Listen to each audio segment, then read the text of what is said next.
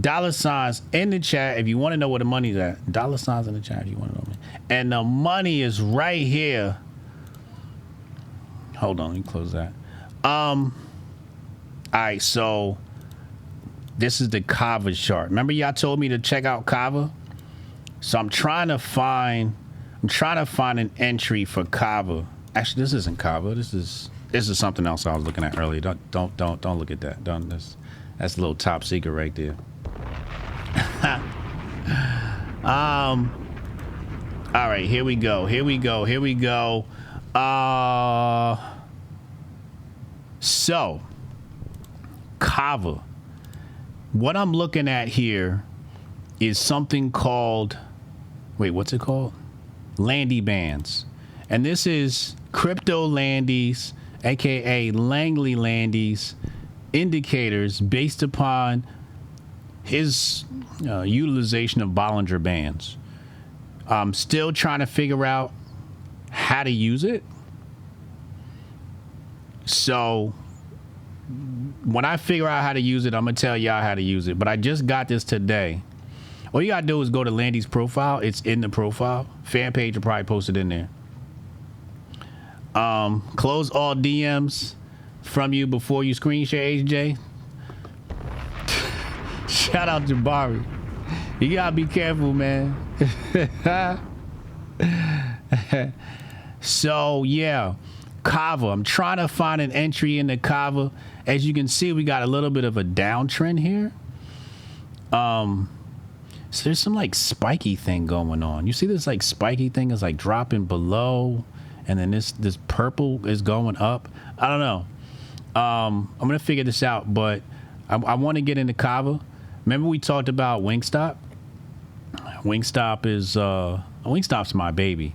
So I want to take some of my profits from Wingstop and move them over to Kava. Looks like Kava's got a lot of room to grow as a corporation.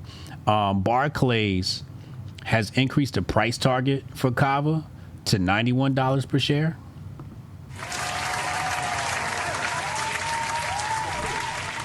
So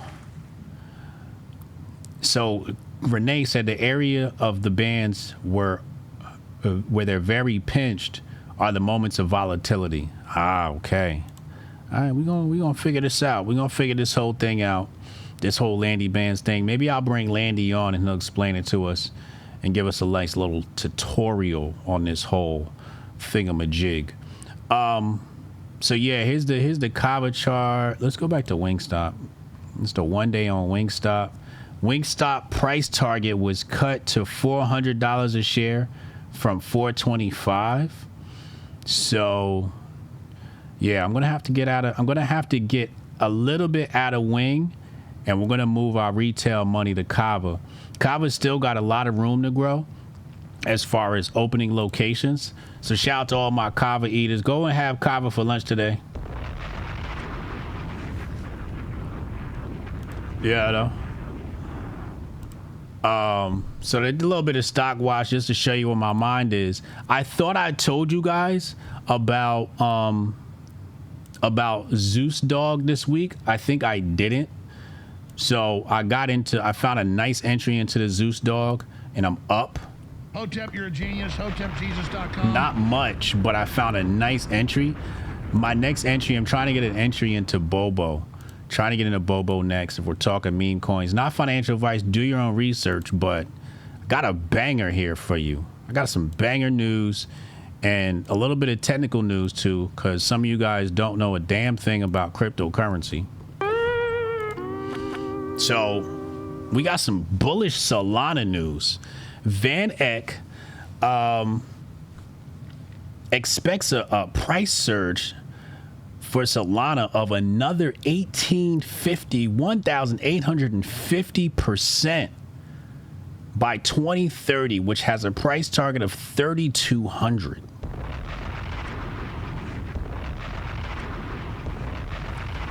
Solana, in case you guys wanted some Solana news. I know Renee loves Solana, don't you, Renee?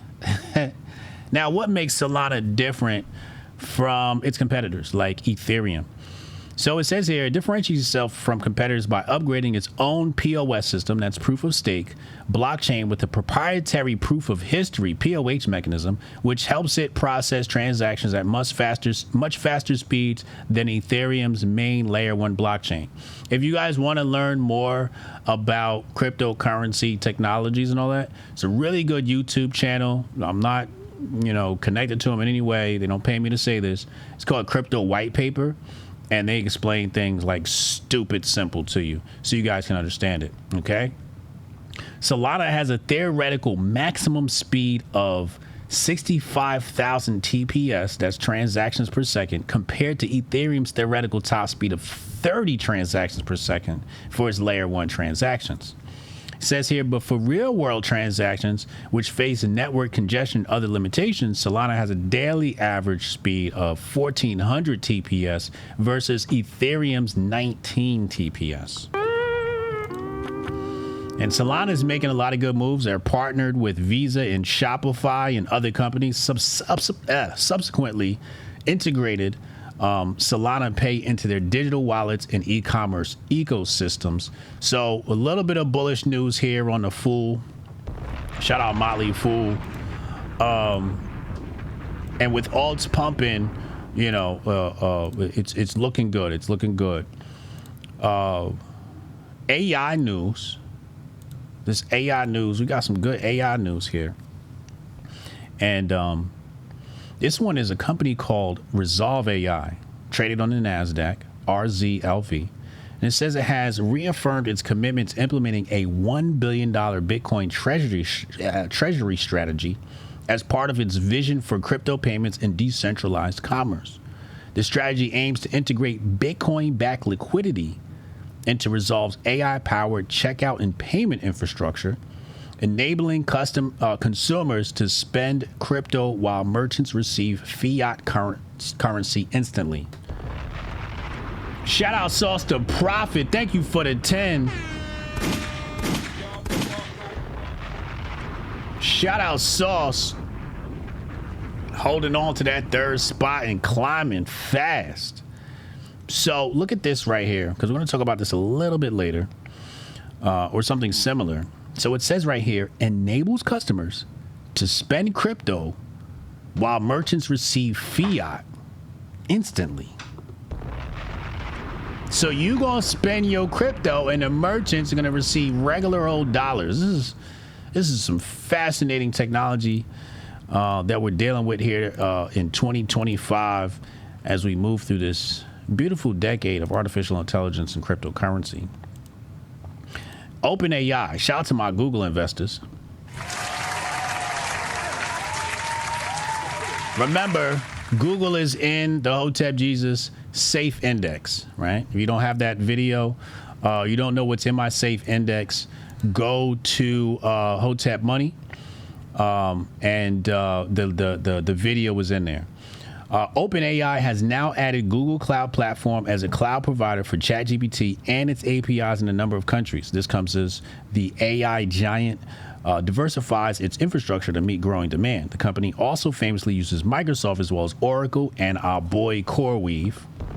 Shout out CoreWeave. Once the company's exclusive cloud provider, Microsoft has lost exclusivity as the relationship between the two companies evolved. It says here, OpenAI's use of Google Cloud Platform is a significant win for the company, whose cloud business is much smaller than AWS, that's Amazon Web Services, and Microsoft Azure, even though it's the third largest cloud provider globally. Its infrastructure will be used in the US, the UK, Japan, the Netherlands, and Norway. On the other side of the deal, OpenAI isn't Google's only AI customer. The tech giant already has partnership with Anthropic, a rival AI company founded by former OpenAI execs. OpenAI CEO Sam Altman has previously cited a shortage of GPUs as motivation to not only increase but broaden the range of cloud services. So OpenAI is diversifying who they use to process their transactions. They running into a hell of a lot of pull requests, etc., and Google has now benefited. We're in the middle of an AI arms race. Let's talk about Congress. So the Genius Act, what's going on with the Genius Act? So it has not passed yet. And it is set for a House vote today. And it says here, according to Axios.com, conservatives were pushing to combine a trio of crypto bills into one package. So 3 bills, one package. But ultimately, they settled for a partial win. Now, watch this. House GOP leadership unlocked support for the vote by agreeing to attach one of the key crypto measures, the Anti-CBDC Surveillance State Act, to the must-pass National Defense Authorization Act. Chat.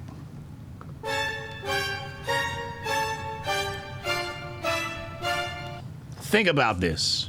You have a stablecoin bill, and you have an anti-CBDC bill, and you have a defense bill.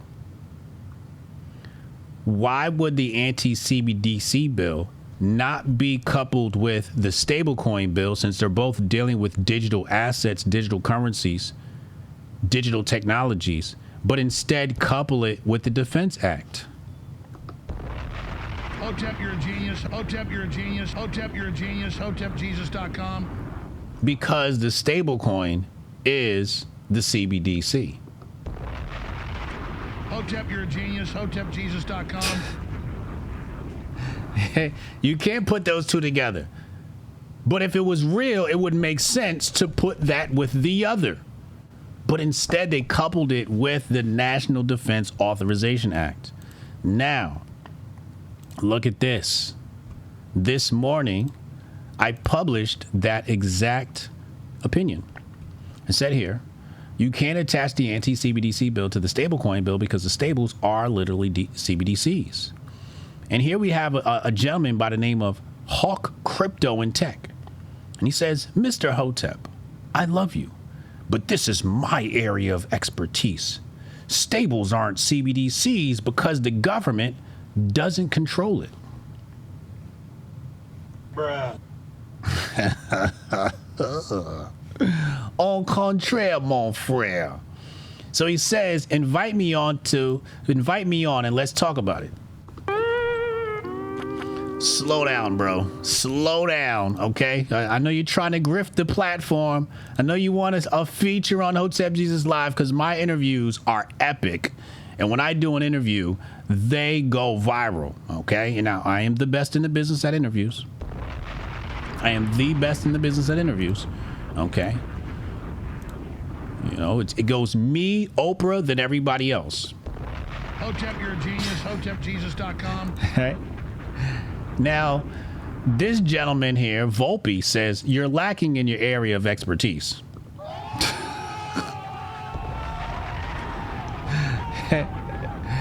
He says saying that the government can't control stables is factually incorrect, as the tech oligarchs involved with the government are the ones issuing and controlling it. It's a cabal. It doesn't need to be issued by the government.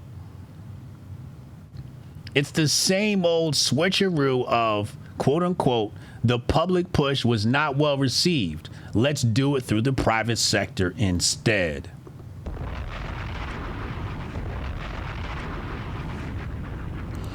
So he says, I respect your opinion, but that's speculation at this point. I hope things work out.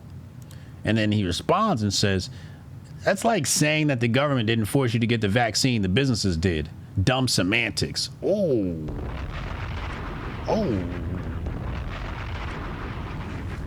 He says, look at the billions of dollars being pledged as lobbying efforts by the main stablecoin issuers and who the government is partnering with. Don't speculate, follow the money. And he says, well, good point.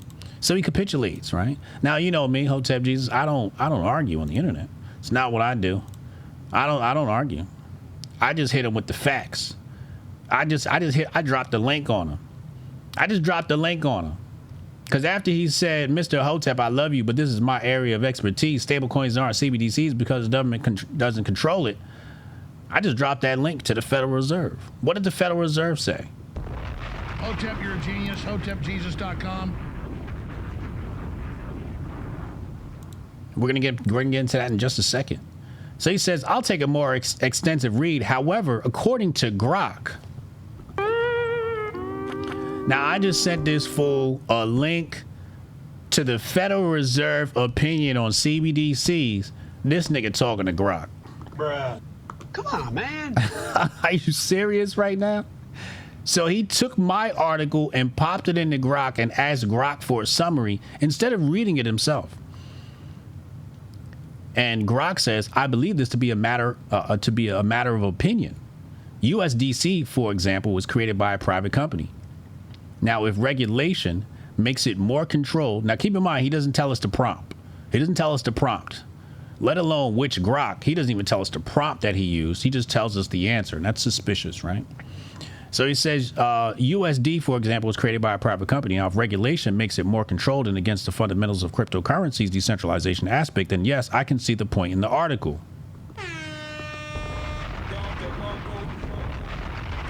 The Genius Act, is it the Genius Act or the other one? There's another bill in there. One of them or both of them literally outline that there is a board that governs stablecoins, and the Federal Reserve is on the board along with the CFTC and I think the FTC and the Treasury, by the way. So it says, he says here, however, anything that is pegged to the dollar needs to be regulated. Anything pegged to the dollar needs to be regulated. Isn't that where the power is? Anyway, isn't that centralization? Anyway, it could actually strengthen our position worldwide and help dollar's dominance.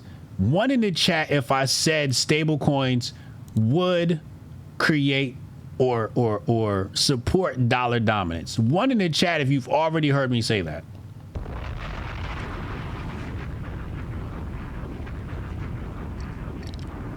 I literally said this. Literally said this numerous times. I said the stablecoin will save the dollar, and people called me crazy. So all in all, yes, it's regulation, but not programmed or created by the Fed or any government entity. We saw what happened with Terra Luna during the FTX crash. Many people lost money, blah, blah, blah, blah, blah, blah, blah. So then he ends it off. He says, would love to discuss more. And I said, there's nothing to discuss. What up, Heather? There's nothing to discuss. And I told him I've been covering this for years and published a report on the evolution of central banking. I sure did. I literally have a report on this.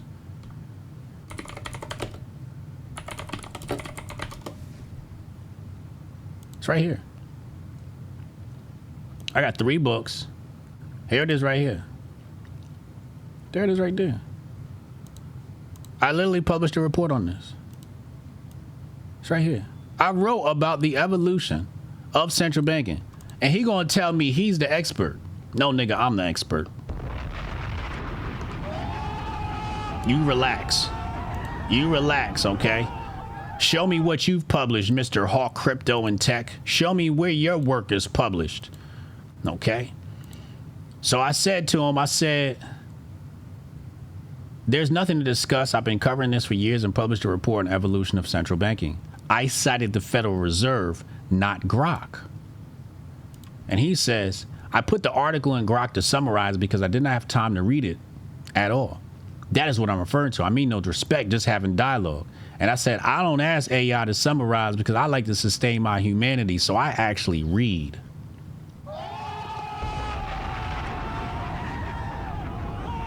So what did I read? Let's look at the article. Source, Richmond Federal Reserve. Right here, what does it say? Some of you have already seen this. Central bank digital currencies and regulatory alternatives, the case for stablecoins. Published July 22nd. July 2022. Number 22 through 26 by Bruno Saltano. Okay? Now, what does Bruno say here? I got a whole bunch of highlights. We're not going to go over this. We've done this already. But what does he say here? He says, I refer to stable coins backed by reserves as what? A synthetic CBDC, because the term synthetic in finance refers to a combination of assets that pays the exact return of another asset.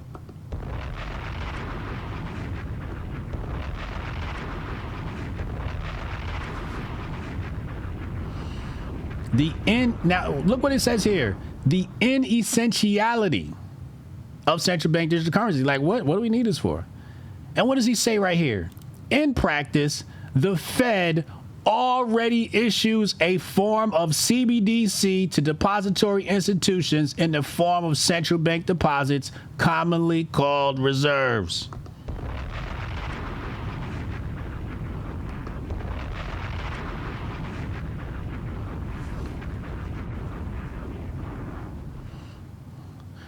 Let's go to the last part. We're going to leave this alone. Concluding comments. As central banks think about both CBDCs and stablecoins, this article argues that there may be a pathway to create an effective what? Synthetic CBDC in the form of stablecoins.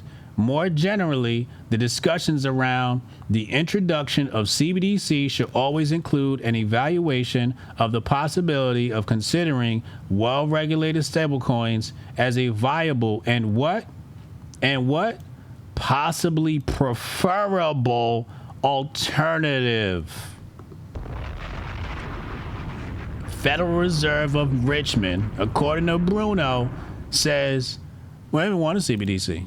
We want the stablecoin because it serves as a better form of the CBDC. Why would the Fed want to issue the currency? No, you guys issue that little digital currency. You go out and you spread our dollars. Think about that. Why would the Fed want to be in a seat where they had to be responsible for proliferating the CBDC when they can get other people to do it and make other people compete to do it? They can have the private sector go out and compete and raise money to proliferate the Federal Reserve note. Meanwhile, every single stablecoin, allegedly, is supposed to be backed 1-to-1 to the Federal Reserve note. So if you have a stablecoin, that stablecoin represents a Federal Reserve note. So it is a central bank digital currency.